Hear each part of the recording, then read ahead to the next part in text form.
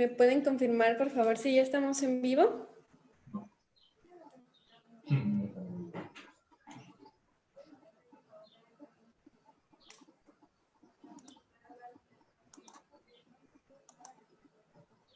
Ok, perfecto. Ya estamos en vivo. Bienvenidos nuevamente. Estamos ya en la recta final de nuestra Semana del Psicólogo 2020, la primera modalidad online.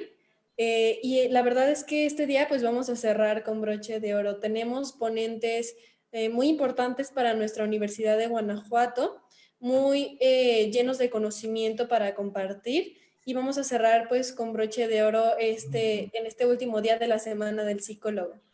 El día de hoy tenemos una ponencia que creo que es fundamental para todos nosotros que nos estamos desempeñando y estamos estudiando una carrera de psicología, especialmente en psicología clínica, y es pues fundamental. Esperemos que los conocimientos que nos brinden el día de hoy en esta ponencia los sepamos llevar a la práctica realmente y que sean conocimientos que nos sean funcionales. Entonces es para mí todo un honor presentar a la doctora Yasmín Alejandra Quintero y me permitirá hacer lectura de una breve semblanza. Ella es miembro del Sistema Nacional de Investigadores, tiene maestría en psicología con residencia en terapia familiar sistémica y estudios de doctorado en psicología acreditados por la UNAM, estudios en la Universidad Autónoma de Barcelona en el área de terapia familiar. Es especialista en investigación sobre temas de familia, género, violencia y abuso sexual infantil y grupos vulnerables también. Ha hecho diseño y evaluación de publicaciones en revistas científicas nacionales e internacionales indexadas. Es directora y revisora de tesis a nivel pre- y posgrado y ha sido ponente en congresos, seminarios, simposios, talleres y cursos en diversas instituciones a nivel nacional e internacional. Entonces es para mí todo un honor presentar a la doctora Yasmín. Les recordamos que a lo largo de la transmisión pueden ir dejando sus dudas y sus preguntas y al final de su ponencia daremos espacio para responderlas la mayoría que esté en nuestras posibilidades en el tiempo. Doctora, tiene alrededor de 1 hora para su ponencia. Adelante. Gracias, Karen. Pues bueno, antes de comenzar quisiera agradecerles la invitación y comentarles que entiendo perfectamente el honor que representa que me hayan elegido para dar un tema tan importante. Es también importante que les reconozca el esfuerzo de llevarla a cabo este año a pesar de las adversidades y no dejar que pasara un año sin que se diera la semana virtual, con más dificultades quizá. También he seguido sus transmisiones y he visto que han sido todo un éxito y reconocerles pues el esfuerzo que eso implica, que no ha sido sencillo. Les agradezco mucho nuevamente la invitación y voy a comenzar con el tema que me solicitaron. Déjenme ver que se pueda ver, creo que ya se ve. Ok. Ya, perfecto, creo que se ve. Ay, no, ya no veo. Muy bien. ¿Sí se ve? Ahorita se dejó de compartir, doctora, pero ya estaba compartiendo hace ratito. Y ya no se ve, ¿verdad? No, debe ponerle en compartir pantalla nuevamente. Déjenme ver otra vez, perdón. Está bien.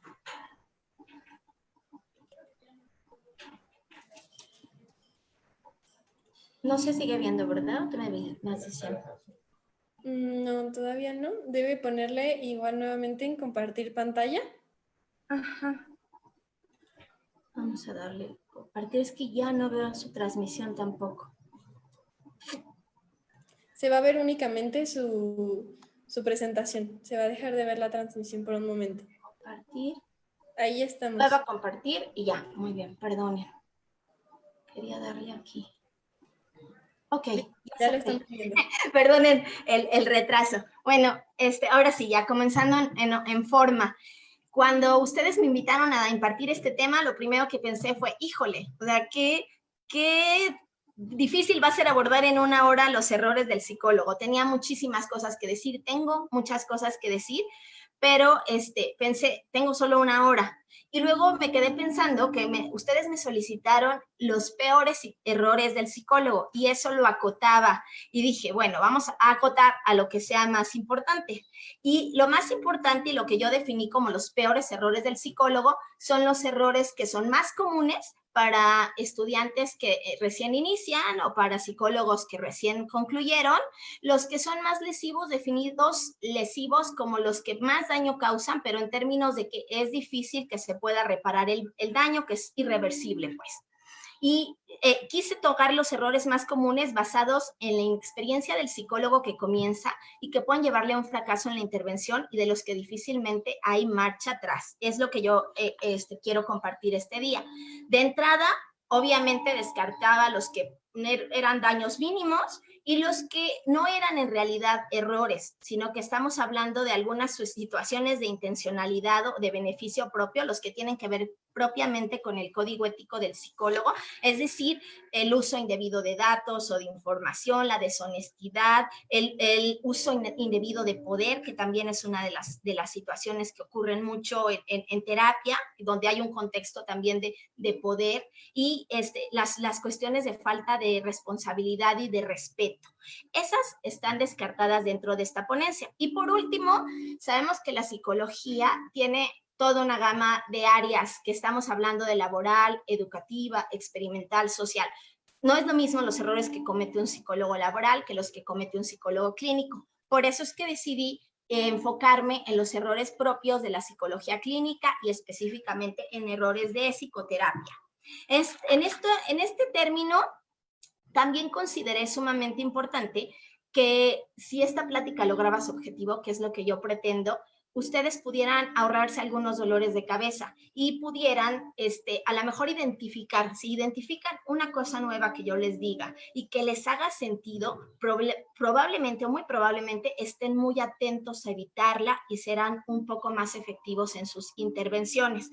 Entonces, tenía esa finalidad, pero aparte de todo, pensé en que esta plática también iba a repercutir en su sensación de seguridad, porque el simple hecho de hablar de que hay errores, existen los errores desde una perspectiva humilde que quizá yo misma haya cometido y que yo sé que uno nunca experimenta en cabeza ajena, o sea que entiendo que el que vean la presentación y la ponencia hará efectos diferentes en cada uno de ustedes, pero que también ustedes entiendan que lo que se ven en los libros, que los libros parece que las intervenciones son perfectas, que los terapeutas hacen todo al pie de la letra, obviamente no dice nada de lo que hay detrás, de los errores que los terapeutas pueden cometer y pareciera que cada frase, cada pregunta, cada palabra, cada intervención es perfecta. Y la verdad es que a la hora de la redacción del libro, de la edición de un libro, se pueden reeditar las frases, se perfeccionan, se acomodan, se agregan o quitan elementos que quizá en su originalidad no fueron tan perfectos. Entonces, entendiendo esto y entrando propiamente en el tema de los que yo elegí, es a pesar de lo que nos implica y lo que nos han enseñado quizá todos los profesores en todas las materias de importancia de la escucha activa, uno de los errores que más se cometen es el no saber escuchar. Y estamos hablando que la escucha activa es el elemento fundamental para poder establecer una relación terapéutica adecuada. ¿Cómo se escucha activamente? Bueno, ustedes, los que ya van en semestres más avanzados de la carrera de psicología clínica, ya saben perfectamente cómo se usan las paráfrasis, cómo se clarifica, que no se debe de interrumpir, que es importante mantener un contacto visual con el paciente. Esto implica sentir, sonreír, expresar mucho con el cuerpo. La escucha activa es estar totalmente atento y escuchar con ojos y oídos lo que el paciente nos quiere decir.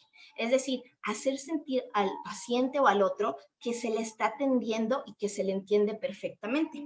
Implica esa cuestión de preguntar, de seguir el hilo de la conversación, incluso de manejar silencios.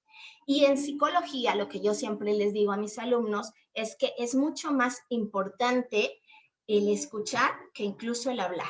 Es mucho, mucho más importante. Muchos están preocupados por qué voy a decir, por eso les mencionaba yo lo de los manejos de silencios, porque en este punto, al entrevistar, cuando hay un silencio prolongado, en un inicio, los que recién empiezan a entrevistar se sienten muy incómodos y lo que quieren hacer es decir algo. Y preguntar algo, decir cualquier cosa. Y eso, cualquier cosa o cualquier pregunta que no esté bien estructurada, que se haga de manera por angustia, para romper el silencio, pues va a recaer en una mala intervención. Entonces, es mucho mejor ser muy pausados, tolerar, aprender a tolerar los silencios y hacer una postura reflexiva, calmada, incluso decir, a ver, déjame ver si estoy entendiendo, estoy reflexionando sobre esto que me dices, y poder estructurar bien la pregunta o la afirmación que se dirá.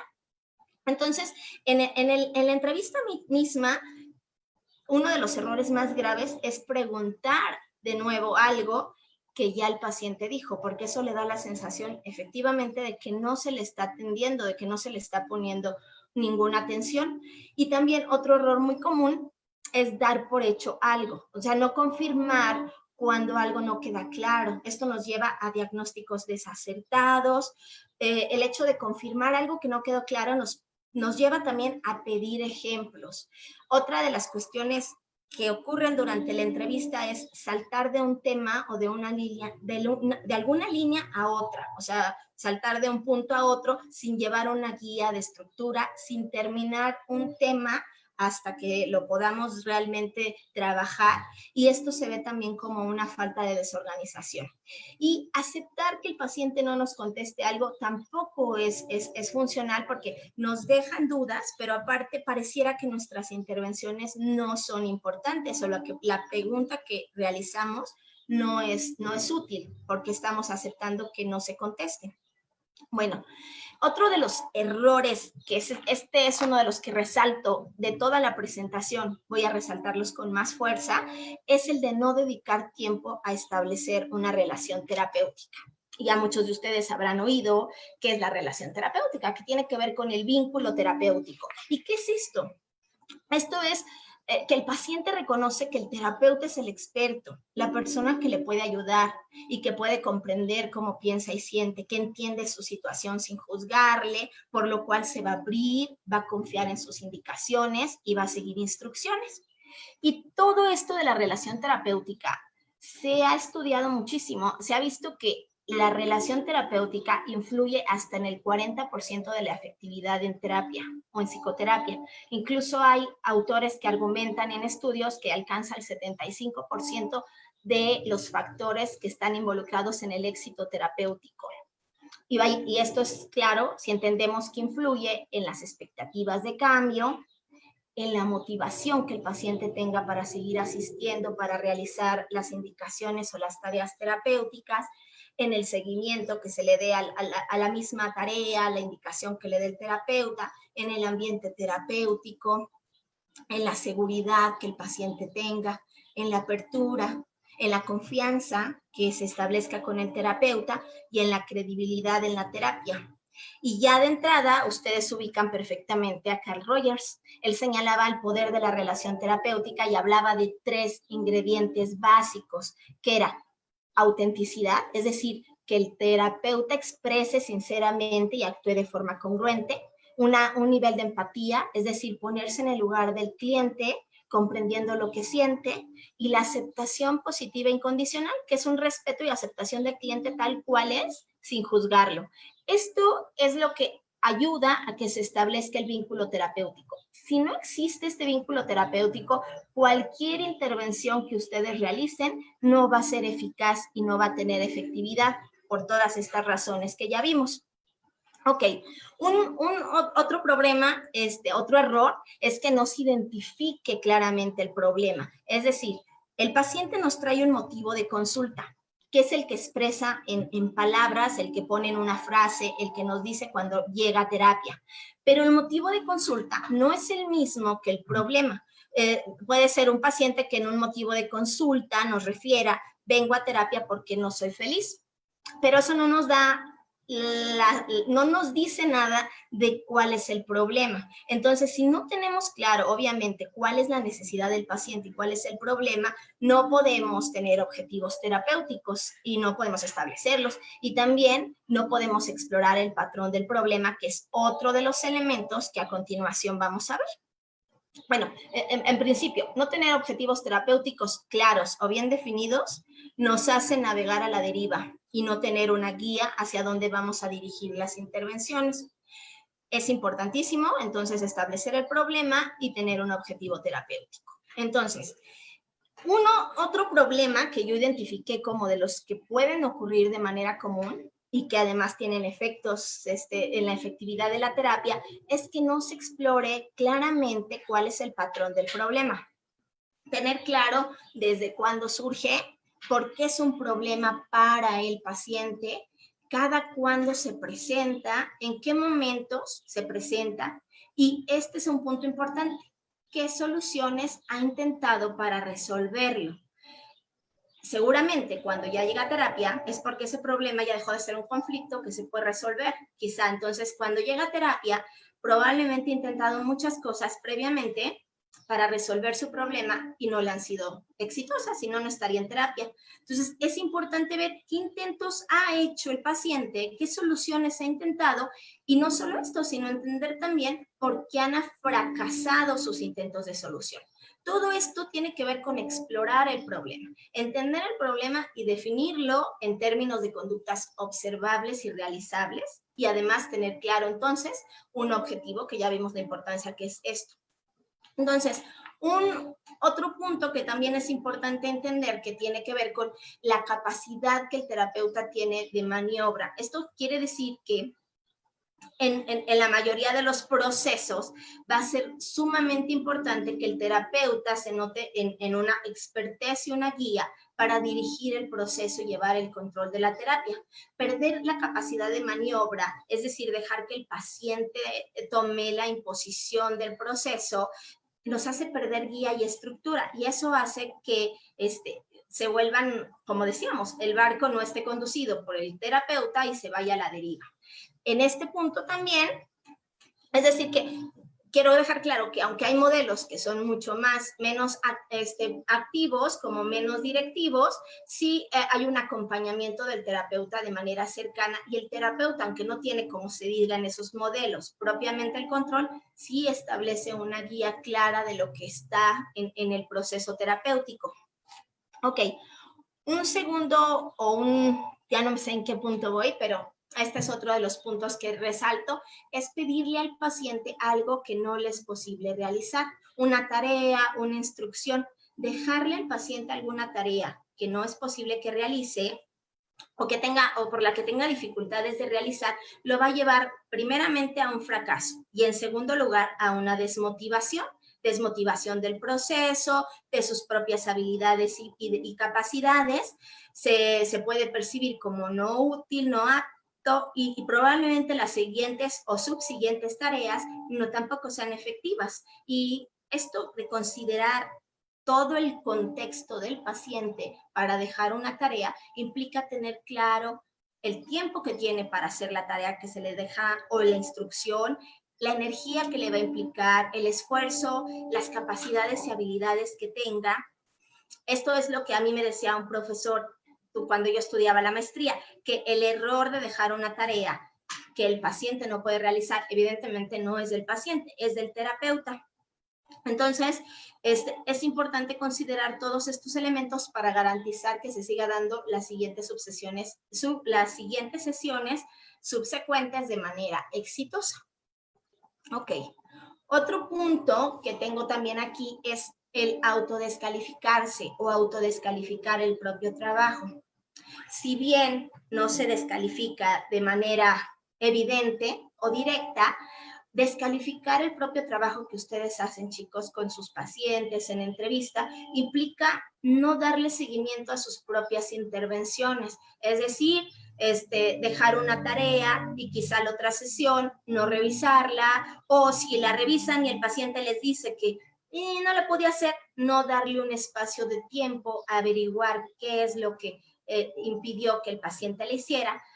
Ustedes se enfocan en lo que ustedes están indicando porque lo que ustedes establecieron como una intervención tiene una lógica y es efectivo porque ustedes lo planearon. Entonces, darle el espacio de tiempo para que se pueda trabajar porque no se logró realizar es hablar de que estoy validando mi propio trabajo.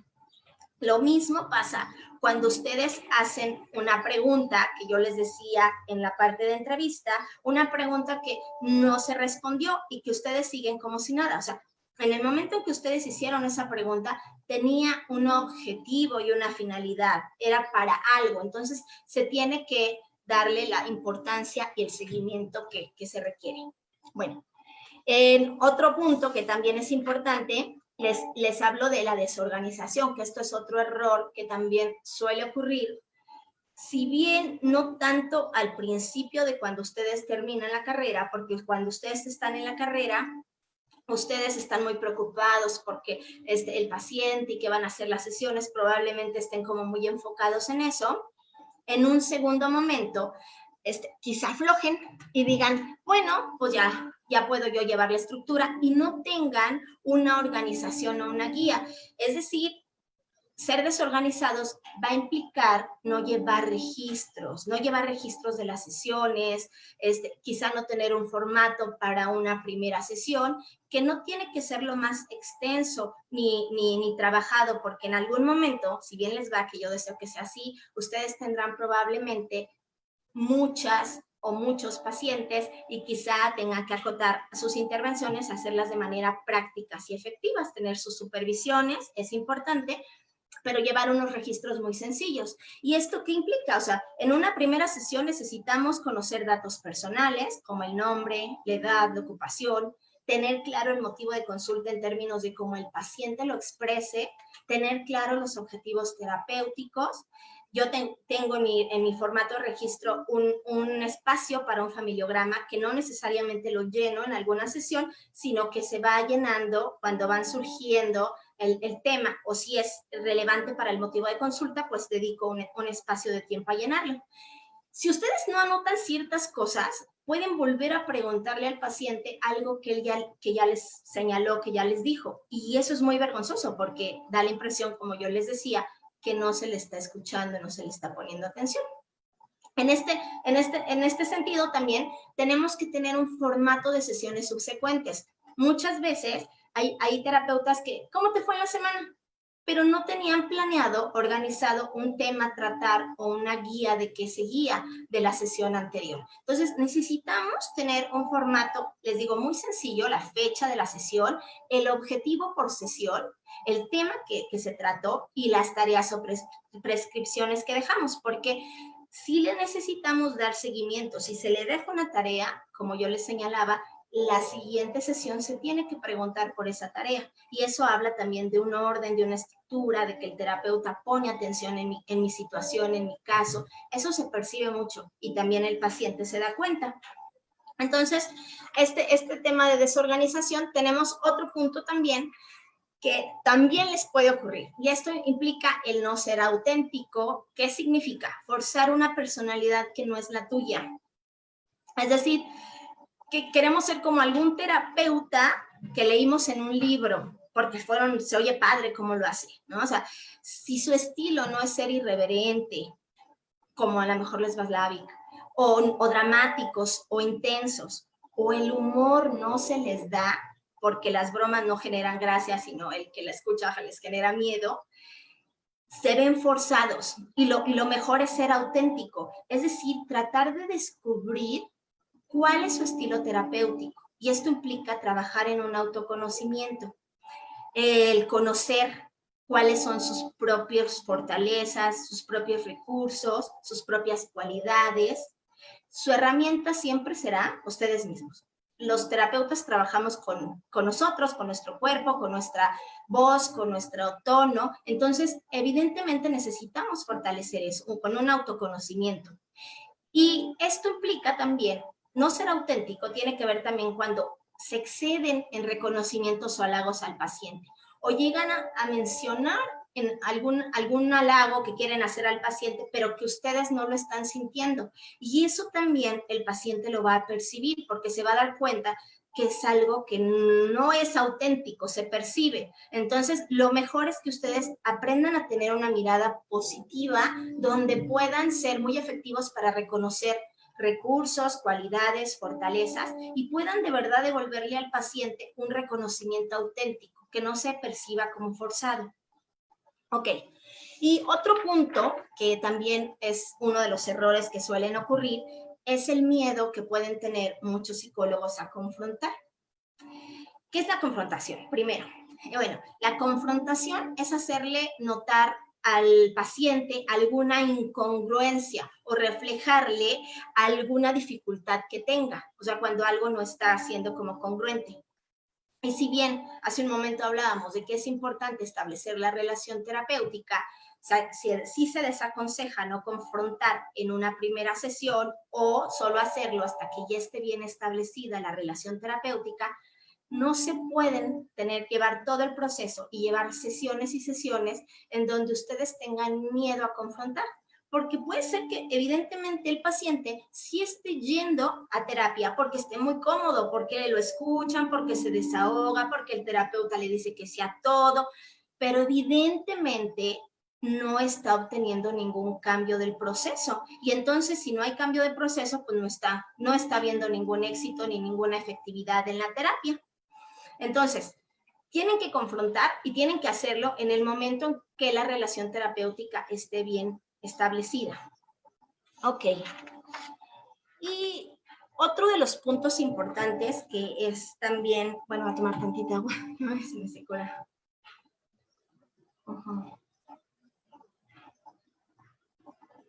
Perdón. Otro de los elementos importantes que es uno de los errores que se cometen es no considerar o no usar el elemento de motivación al cambio. Y esto tiene varios puntos. También es un tema que vale la pena abordar, que es, en principio, no generarle al paciente la expectativa de cambio. Desde que el paciente acude a sesión, acude pensando en que el terapeuta es la persona que le puede ayudar a resolver el problema. Eso no nos garantiza que efectivamente todos los pacientes lleguen con esa idea, pero si no está en ellos, la propia relación terapéutica que tienen que dedicar un tiempo a establecerla, les va a llevar a que el paciente sienta que es el terapeuta la persona indicada para resolver el problema. Y no solo eso, que el problema es algo que se puede resolver, que puede lograr un cambio, dejarle la sensación de que sí lo va a poder conseguir. Y entonces esto es sumamente importante si ustedes notan a un paciente que no está totalmente motivado en algún momento del proceso, que deja de acudir, que quizá está llegando tarde, que eso nos está hablando de algo que a lo mejor le está ocurriendo al paciente. Y bueno, como segundo punto de la motivación es que muchas veces no se considera el dilema del cambio. ¿Qué es el dilema del cambio, chicos? El dilema del cambio es que se sabe que el problema mismo o el síntoma trae ventajas, por algo existe, por algo está ahí, porque el problema le está dando alguna ventaja al paciente. Hay que identificar cuáles son las ventajas que tiene el problema en la vida del paciente. Por ejemplo, a lo mejor si yo estoy deprimido como paciente, pues todo el mundo me chiquea, todo el mundo me consiente, yo no lavo trastes, me llevan la comida a la cama, X, ¿no? Tenemos que entender eso para que cuando trabajemos hacia el cambio, sepamos que el paciente va a perder ciertas ventajas, pero tenemos que venderle otras ventajas a cambio de ese problema que ya no exista. Otro punto que tiene que ver con la motivación es el no reconocer los pequeños avances. Esto desmotiva porque los pacientes hacen esfuerzos y quizá un avance que para muchos represente un mínimo, pero es un paso hacia adelante, le implicó al paciente mucho esfuerzo. Entonces sí se requiere reconocer esos avances para encaminarlo hacia la meta o hacia el objetivo que se pretende lograr. Y bueno, esto implica también que una meta muy ambiciosa la tenemos que aprender a dividir en pequeñas metas para que sean alcanzables y para que el paciente vaya sintiendo logros. Bueno, un punto más de la motivación es asumir toda la responsabilidad del cambio. Es decir, no permitir que el paciente se comprometa a cambiar. Si nosotros usamos un lenguaje donde pareciera que siento que no estoy logrando lo que me propongo, o sea, tenemos que devolverle la responsabilidad dentro del proceso terapéutico al paciente. Nosotros estamos ahí, pero finalmente el que va a realizar el cambio es el paciente. Y un punto más que es importante considerar es la ley del costo y beneficio, lo que yo les decía. Si el esfuerzo que tiene que hacer, esto es una ley de motivación, si el esfuerzo que tiene que hacer la persona es demasiado extenso y complicado comparado con los beneficios que va a lograr, es decir, los beneficios son mínimos comparados con el esfuerzo, probablemente no va a encaminarse hacia eso. Y entonces también aquí hay que considerar los extremos en la prescripción de la tarea. Algo excesivamente complicado que difícilmente lo vaya a hacer. Puede que nos diga, sí, sí lo voy a hacer, pero efectivamente no lo va a intentar. Entonces hay que dejar algo que le implique un reto mínimo y que sea factible de alcanzar. Muy bien. Bueno, como otro punto importante, y esto es también de considerar, es otro de los errores es parcializar. ¿A qué me refiero con parcializar?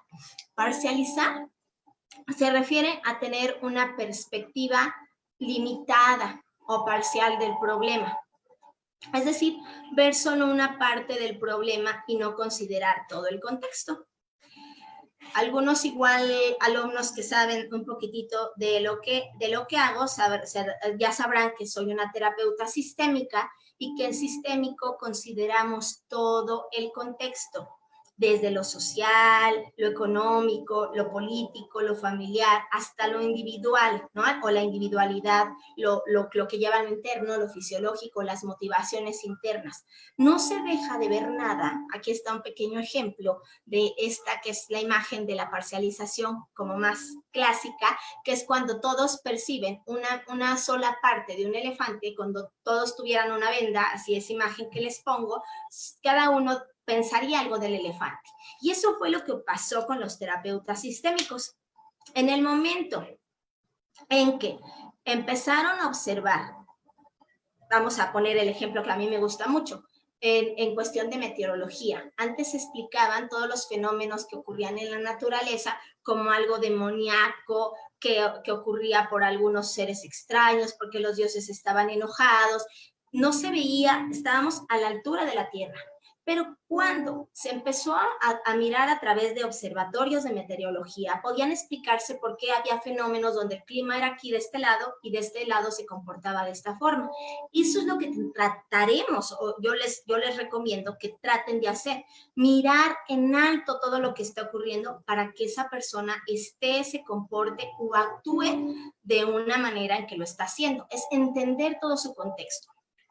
Bueno, y otro error que tiene que ver un poquito con esto es el que no individualizan o a veces tienen manuales o tenemos manuales de intervención, tenemos algún programa de intervención que efectivamente ha sido o sí ha sido efectivo para alguna persona, pero eso no quiere decir que va a ser efectivo para todos. Entonces, tenemos que atender el contexto y la particularidad y no tratar de forzar. Esta intervención me funciona y tiene que quedar en todo lo que yo quiera hacer, porque evidentemente no va a funcionar, ¿no? O sea, tenemos que ver la situación específica y particular de cada uno de nuestros clientes o pacientes o individuos.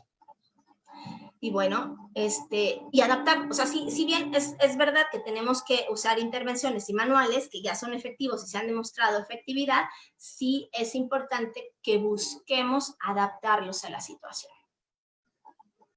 Bueno, y otra situación más es tener prejuicios que van a limitar la intervención. Yo me atrevo a decir que si una profesión no debería de tener prejuicios, o si la profesión que menos prejuicios debería de tener es precisamente la psicología, porque los prejuicios nos van a limitar las intervenciones. Tenemos los psicólogos que ser completamente tolerantes, respetuosos, flexibles, tenemos que tener una actitud crítica, respetuosa y en último de los casos, porque los prejuicios son parte y son dentro de la sociedad, cargamos con ellos, los traemos, no nacemos con ellos, pero los hemos desarrollado y no los podemos trabajar. Yo les hablaba de este autoconocimiento. Identifico que tengo un prejuicio, lo identifico y sé que eso va a limitar mi intervención, entonces justamente lo que tenemos que hacer es, en último de los casos, derivar al paciente o canalizarlo.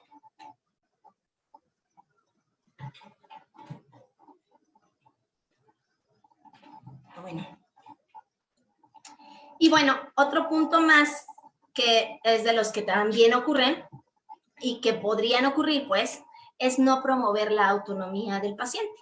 Esto es quizá porque hay una necesidad de reconocimiento del terapeuta, incluso hay estudios, hay libros que han hablado de la personalidad del terapeuta como un ser egocéntrico, con esa necesidad de reconocimiento. No creo que totalmente esté cierto, pero podría ocurrir que algo de eso tengamos.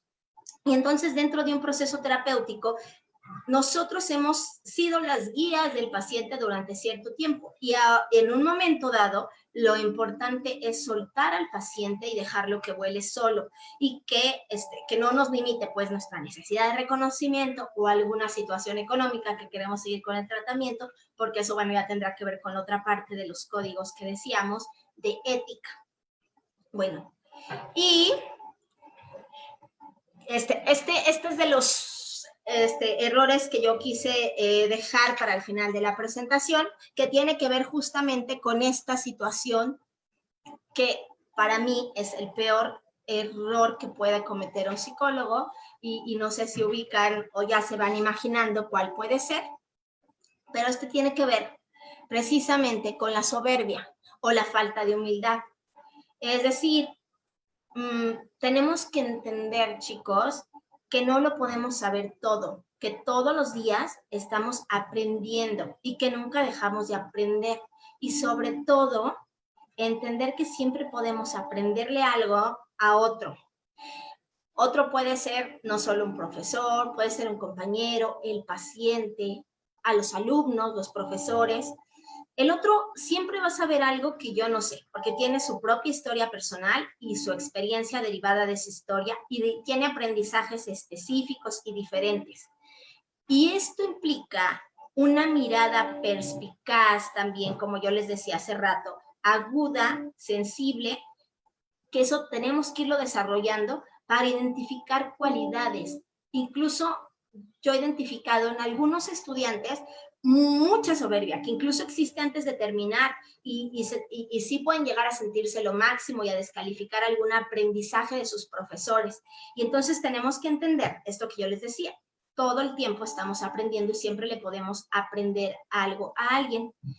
Y yo creo que si hablamos de pecados capitales y de todos los que existen, este es el que más daño le hace al crecimiento personal, porque efectivamente si yo no creo que tenga nada más que aprender, pues probablemente no esté escuchando atentamente, tratando de encontrar que le pueda aprender al otro, y eso evidentemente va a recaer en el proceso terapéutico y en la psicoterapia. Lleven su proceso de supervisión. No todo mundo está en el momento de acudir a un proceso, un espacio terapéutico, porque a lo mejor ya resolvieron problemas personales en otro momento, pero sí es importante que todo lo que estén haciendo en terapia también tengan en algún momento procesos de supervisión, que normalmente son supervisores que sí cobran y que a lo mejor ustedes están empezando. Lo que pueden hacer es reunirse con los compañeros, hacer su grupo de trabajo. Yo siempre les digo, ustedes van a salir, quizá puedan poner un consultorio entre 4 alumnos, pagarlo y tener un espacio a lo mejor a la semana o a la quincena donde se reúnan de manera agradable con una taza de café, galletas o lo que sea y compartan en un espacio terapéutico de supervisión elementos de dificultades en sus propios procesos que han visto que se han estancado y que a lo mejor ya no lleven a ningún avance. Entonces, en ese momento ustedes están tratando de aprender lo que ustedes ya no pueden ver de alguien más. Y eso es sumamente importante para esto de la psicoterapia. Yo retomé algunas bibliografías que son de las que yo consideré como más importantes. Evidentemente hay muchas más y yo les puedo pasar porque muchas las tengo en PDF también. En cuanto ustedes lo ocupen y me comenten que necesitan, yo se las puedo pasar. Y pues creo que por mi parte, pues es todo. Les agradezco que estoy en espacio para preguntas. Pensé que iban a ser muchos temas y que no iba a alcanzar el tiempo y ahora me doy cuenta que sí. Espero que no haya sido muy confusa y que les haya servido y que les haya sido de utilidad. Muchas gracias, doctora, por su increíble ponencia. La verdad es que creo que es un tema muy fundamental para nosotros como psicólogos clínicos, porque precisamente hay materias que te enseñan cómo hacer las cosas, pero no hay materias que te enseñan qué es lo que no debes hacer. Entonces, creo que nosotros tenemos que tenerlo muy presente y que también seamos congruentes en nuestro actuar tanto dentro de la terapia como fuera. Vamos a hacer el espacio para algunas preguntas que nos fueron llegando a lo largo de la ponencia. Nos dice José Antonio Cator, ¿qué consecuencias puede tener una mala terapia?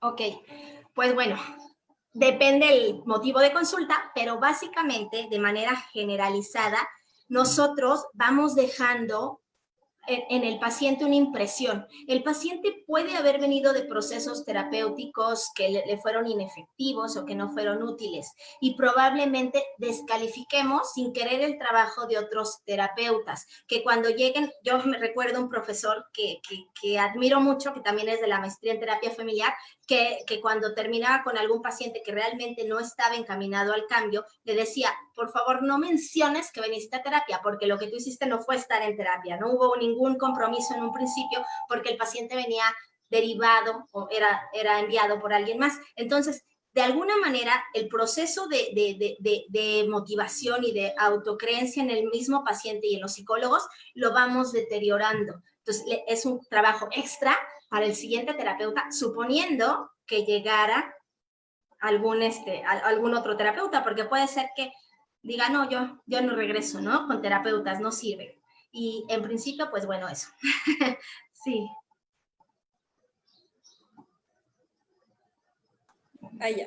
Muy bien, la siguiente pregunta es de Daniela Morales. Nos menciona, terminando la carrera de psicología, ¿hasta cuándo se puede dar terapia? Ok. De psicología.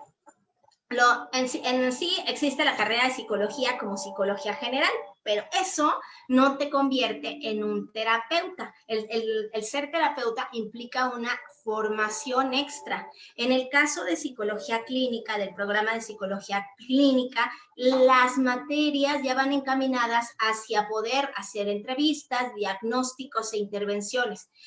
Evidentemente, al principio siempre es recomendable seguir con una guía. Por eso es que ustedes en el programa de psicología clínica de la Universidad de Guanajuato llevan desde quinto semestre prácticas, lo cual los vuelve como mucho más efectivos. De verdad, mi reconocimiento para el programa de psicología clínica de la UG. Yo vengo de la UNAM. En la UNAM no tenemos tantas horas de vuelo ni tantas prácticas como ustedes llevan en la UG. Entonces, ustedes que están aquí en la UG, siéntanse totalmente capaces porque el nivel de formación que tienen es intenso. Vale la pena que estén en quinto en las mañanas, salgan temprano, vayan a sus escuelas y en las tardes vayan a clases y acaben a las 7 de la noche o más tarde antes, que terminaban a las 9, porque están ustedes recibiendo un nivel de formación muy elevado, perdón. Entonces, si ustedes terminan, aún con todo, el año de servicio social o de prácticas profesionales también les va a servir para ir entrenando habilidades. Y como yo les digo, al principio no vayan solos, vayan encaminándose con algún profesor, supervisando casos, y entonces ustedes podrán desarrollar mucho más habilidades que los van a llevar a sentirse ya autónomos o seguros. Perdón.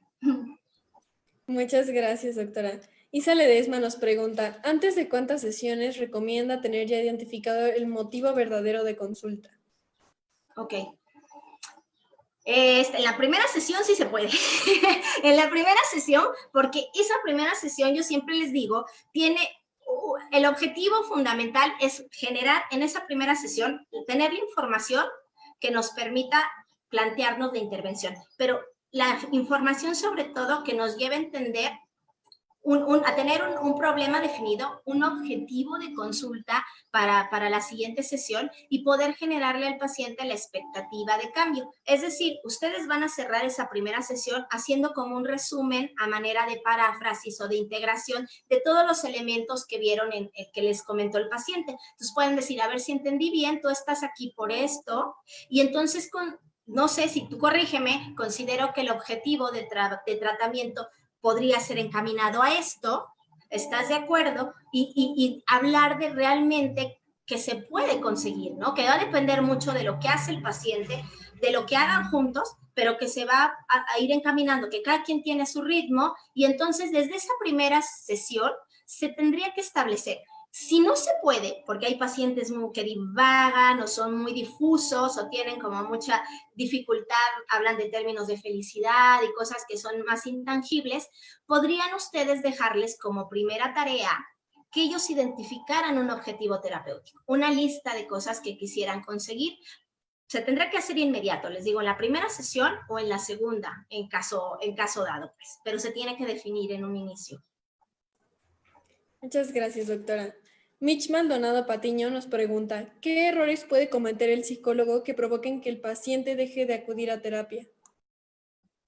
Pues básicamente cualquiera de los que vimos ahorita, es decir, puede ser que el paciente no se sienta comprendido, atendido, escuchado, que vea en el paciente, en el terapeuta, una total desorganización o falta de guía, de estructura, que lo ven seguro, que no confíen que él es el terapeuta que le va a ayudar a resolver. Entonces, seguramente ese paciente no va a poder o no va a regresar. Otras cuestiones que no tienen que ver con el terapeuta, que también se han estudiado, pues son cuestiones a lo mejor económicas, porque tampoco todo va a ser del terapeuta, situaciones de dificultades personales, de traslado, pero las que corresponden al terapeuta son, el objetivo es que el paciente se sienta comprendido, atendido, que encuentre una posibilidad, genere la expectativa de cambio y pueda decir, regreso a una segunda sesión con este terapeuta. Nos pregunta Alitzel H. Castillo, ¿cuáles podrían ser estrategias eficaces para motivar a una persona con depresión? Ok. En principio, cuando una persona con depresión ya está en una sesión terapéutica, probablemente pensando en un consultorio privado donde el paciente vio en el terapeuta quizá la última alternativa para resolver su problema, porque ya está ahí con nosotros necesitamos también brindarle una sensación de algo que él pueda sentir que se va a conseguir. Es decir, él puede llegar diciendo, he intentado de todo, la verdad vengo y no creo que ya haya algo más que pueda hacer, pero estoy aquí porque quiero intentarlo. Hay que reconocer su esfuerzo, hay que anticiparle que va a estar desmotivado, anticiparle que va a haber veces que a lo mejor no pueda levantarse de la cama, que no quiera salir, que vea lo que está haciendo como innecesario. Es decir, esto es parte del proceso de recuperación. Yo siempre les menciono a los pacientes que si en un cierto tiempo, yo les pongo un tiempo de 4 sesiones, tú no comienzas a sentirte mejor en el caso de la depresión o no empiezas a ver que se resuelve este problema mínimamente, estamos pues haciendo el tonto, no está funcionando, ¿no? No tienes que estar prolongadamente un año en un proceso terapéutico. Cuando tú les das un tiempo, tú te planteas también un objetivo y les das un tiempo, el paciente dice, bueno, aguanto, es una sesión más, vamos a llegar a las 4 sesiones. Entonces, eso puede ser un motivante porque lo estás acotando en términos de algo realizable y en un tiempo esperado. Dependerá qué tan deprimido esté, ¿verdad? Claro. A veces necesitan también, pues lo sabemos, ¿no? Un proceso psiquiátrico a la par para que lo ayude a reactivar energía y que pueda continuar su proceso psicoterapéutico. Muchas gracias, doctora. Y Paola Zavala nos hace una pregunta muy interesante. ¿Cómo podemos promocionar o sensibilizar a la población de recurrir a psicoterapia y no a pseudociencias? Híjole, tenemos una competencia bastante, sí, fuerte y quizá, desventajosa en el sentido de que la gente se deja llevar por la solución fácil e inmediata. Yo no estoy en contra de que un libro de autoayuda pueda funcionar. A mucha gente le es de utilidad los libros de autoayuda, ¿no? Pero nunca van a sustituir a un proceso psicoterapéutico. Y es la solución sencilla y fácil. Buscar en internet, entrar a un blog que te dice cómo y qué hacer. Entonces, ¿cómo sensibilizas? Esto quiero también señalarlo porque la profesión de psicología se ha ganado un lugar muy importante en el mundo. muy importante en el mundo a base de esfuerzo. Si en un principio, cuando existía la psicología, no era reconocida, pues cualquiera puede dar consejos. Me acuerdo que cuando yo empecé a estudiar psicología, bueno, iba a estudiar apenas psicología, mi papá me decía, no, no estudies eso, eso para qué, te vas a morir de hambre. No se escuchaban, imagínense, yo entré a psicología en el año 95. Mi papá me decía, estudia medicina, estudia odontología, si tienes un dolor de muela, a fuerzas tienes que ir al dentista, ¿no? Pues, ¿psicología qué, no? Te vas a morir de hambre. En ese momento no se escuchaba tanto valor de los psicólogos. Los psicólogos se han ido ganando un espacio bien importante a base de todos sus éxitos de intervención, terapéuticos, de todas las áreas, ¿no? Educativos, en el lugar que estén. Y se han abierto espacios donde ya no es posible pensar un lugar, empresa, cárcel, reclusorio, pues, hospital, escuela donde no existe un psicólogo. Entonces, poco a poco se han ido ganando y hay una cuestión también de moda, de decir, ya quitar como esos prejuicios o mitos donde se veía el psicólogo que era para locos. Ya se ve también como, pues sí, hasta de manera preventiva. Mi psicólogo, necesito trabajar esto. Yo creo que poco a poco se ha ido ganando y con su propio esfuerzo para ser concreta y responder su pregunta, con su propio trabajo bien hecho, va a ser su mejor carta de presentación. El que ustedes salgan ahorita al mundo y hagan unas buenas intervenciones y un buen trabajo va a ir abriendo poco a poco espacios y a darle credibilidad o mayor credibilidad, porque ya la tiene, a la carrera de psicología. Entonces lo estamos consiguiendo, básicamente. Estamos en proceso. Sí. Y una última pregunta, doctora. Kim Escalera nos pregunta, hola, buenas tardes. ¿Qué recomienda desde su experiencia para hacer una buena alianza terapéutica? Ok, ya les decía yo, los elementos básicos para generar esa alianza que se refiere a la sensación de que el terapeuta puede ser la persona que me ayude a entender mi problema y a trabajarlo, es que se muestren también ustedes con un nivel de experiencia. Es decir, pueden partir desde la curiosidad por conocer el problema del otro, desde un sentido de ignorancia, de yo no te conozco a ti, quiero aprender de ti, de tu problema, pero sí tienen que mostrar ciertos elementos en el espacio terapéutico. No estoy diciendo que llenen su consultorio de todos sus reconocimientos, pero sí, cuando vamos a un especialista siempre vemos dónde se formó, de qué escuela viene. Entonces, eso ayuda.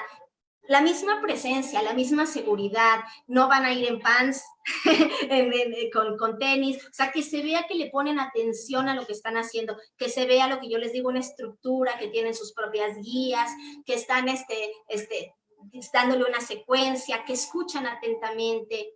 Todo eso le va a dar al paciente la sensación de, este es el terapeuta con el que quiero estar, me siento cómoda, puedo confiarle mis más íntimos secretos y sé que no me va a juzgar. Todo eso ayuda a formar un vínculo, una alianza terapéutica. Excelente, doctora. Pues tuvimos varias preguntas. Igual la invitamos para que pase ahí al chat a responder algunos de los comentarios y preguntas que fueron surgiendo a lo largo de la ponencia, pero por el tiempo no alcanzamos a cubrir con todas. Claro Ahora, que sí. quiero hacer paso para hacerle lectura de una constancia que le haremos llegar de manera virtual y hago lectura. La Asociación de Estudiantes de Psicología Clínica otorga la presente constancia a la doctora Yasmina Alejandra Quintero por su destacada participación impartiendo la ponencia titulada Los peores errores de los psicólogos en la Semana del Psicólogo Virtual de la EPSIC llevada a cabo del 18 al 22 de mayo. Firma su servidora. Muchas gracias, Karen. Muchas gracias a la Asociación de Estudiantes de Psicología Clínica de la UG por la confianza y por haberme invitado. De verdad me sentí muy honrada. Estaré contestando sus preguntas. Espero que les haya sido mucho de utilidad, que se lleven una cosa, dos o tres, las que sean, y que la puedan llevar a la práctica. Les agradezco y quedo para dudas, las referencias y contestaré los chats que ahorita comentan también. Muchas gracias. Muchísimas gracias, doctora, por acompañarnos y por también estar presente en los eventos que ya hemos organizado y en las ponencias anteriores que hemos organizado en la Semana del Psicólogo. Es para nosotros todo un placer y un honor tenerla con nosotros nuevamente. Realmente esperamos que todos los aprendizajes brindados en esta ponencia los llevemos a la práctica y que el día de mañana no los olvidemos. que sigamos practicándolos para fortalecer cada vez más los aprendizajes. Muchas gracias por acompañarnos en este nuestro último día de la Semana del Psicólogo y les recordamos que a las 4 tendremos la ponencia de Analizando Asesinos Seriales desde un enfoque psicopatológico. Para que no se la pierdan, a las 4 a través de la misma página de la Asociación de Estudiantes de Psicología Clínica UG en las transmisiones de Facebook. Muchas gracias por acompañarnos.